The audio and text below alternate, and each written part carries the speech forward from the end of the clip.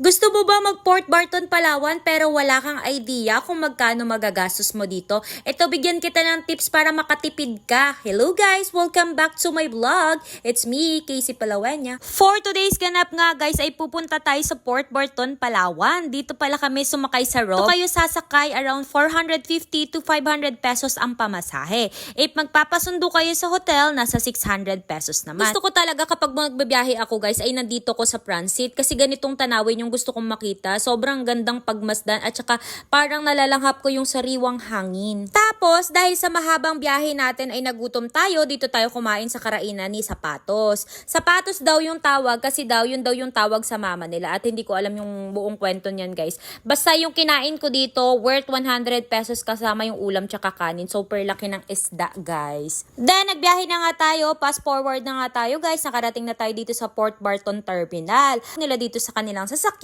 na maghahatid sa inyong accommodation ay tok-tok. 50 pesos naman yung pamasahe. Good for 2 person na siya. Guys, bago pala kami sumakay ng tok-tok ay nagpa-register muna kami sa terminal kasi tinatanong doon guys kung ilang days kayo dito sa Port Barton at saan ang next destination nyo. Makakasama pala natin for today's ganap si The Filipino Rambler guys sa website. Please follow nyo siya and meron din siyang page The Filipino Rambler. On the way na pala kami guys sa aming Transcend House. Ito yung matutuluyan namin for ilang araw namin na pagstay namin dito sa Port Barton. Alam nyo, pag nagpunta kayo dito guys, wala kayong ibang makikita kundi super daming foreigner ang nagpupunta dito as in. Sobrang tahimik kasi ng lugar at saka ang chill lang ng vibes talaga dito sa Port Barton. Shoutout ko pala to mabait na driver namin and yung kids na pinagbuksan pa kami ng pinto. And guys, ito na pala yung aming accommodation na merong kasamang towel, merong kasamang tissue, sabon. At merong mga hanger din. Meron din sabitan ng mga damit. Pagdating naman sa kanilang CR, merong hot shower. At ito naman yung labas ng kanilang accommodation, which is yung bintana na pwede kayo magsalamin-salamin. Isa pang nagustuhan ko dito sa accommodation namin, guys. 30 seconds lang, nasa dagat ka na. Tapos tignan nyo naman yung view, guys. Sobrang ganda. By the way, guys, nakuha ko palang mura yung accommodation dahil low season ngayon. Pero nagtataas sila once na peak season.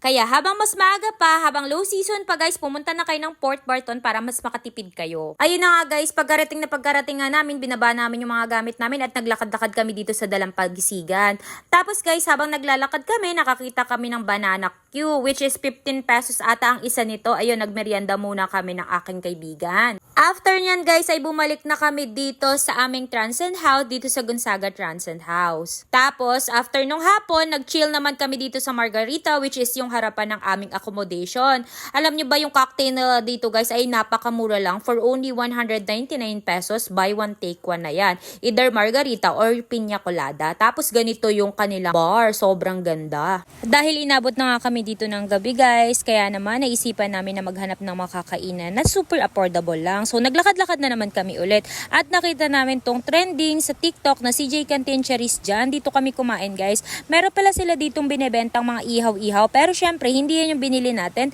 dahil nga nagtitipid tayo at gusto nating makamura dito sa Port Barton. So guys, dito yung mga range ng ulam nila is 70 pesos only. Tapos, di naman kayo lugi sa serving nila kasi napakadami at ang sarap din talaga ng timpla dito kaya pala ito viral sa TikTok. After na nga namin kumain guys, ay bumalik na kami sa aming accommodation. Kung nagustuhan nyo ang video na ito at life hacks na ito, ay comment kayo for part 2. Yun lang po. Salamat. Bye!